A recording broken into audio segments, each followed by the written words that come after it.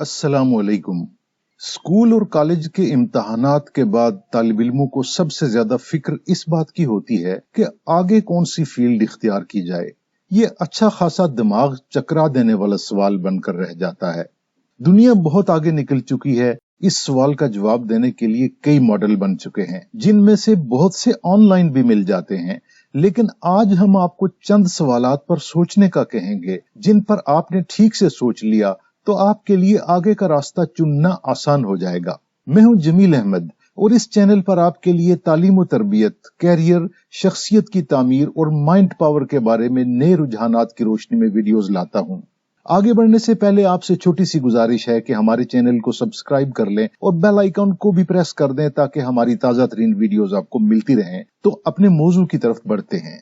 Career कैसे plan करें, इसके लिए आपको ये 5 कदम उठाने होंगे और हर कदम के साथ चंद सवालात पर सोचना है। सबसे पहले अपनी अकदार तय करें। आपको वाज़ेह तौर पर मालूम होना चाहिए कि आपकी तरजीहात क्या हैं। आप किन उसूलों के तहत जिंदगी गुजारना पसंद करते हैं। आप किस बात को अच्छा और किसको बुरा समझते हैं। अपने आप को पहचानें। आपकी शख्सियत कैसी है, आप किन रुझानात के मालिक हैं, आपका पसंदीदा काम या मैदान क्या है, आपने जिंदगी गुजारने का कौन सा मकसद तय किया है, आप क्या अचीव करना चाहते हैं। अपनी सलाहियतों और महारतों का अंदाजा लगाएं। आप क्या काम करने की अहलियत, काबिलियत और सलाहियत रखते हैं। इस बारे में आपके पास कितना इल्म है, आप कितनी मेहनत कर सकते हैं, जिंदगी गुजारने और काम करने की महारतों पर कितना उबूर रखते हैं।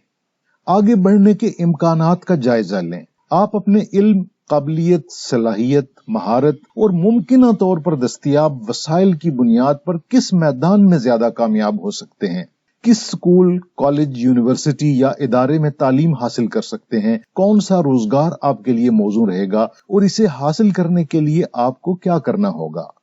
इन नकात को मद्देनजर रखते हुए दौरान तालीम मज़ामीन का इंतखाब करें। अपने मकसद को सामने रखें और अल्लाह पर भरोसा करके पूरी मेहनत करें।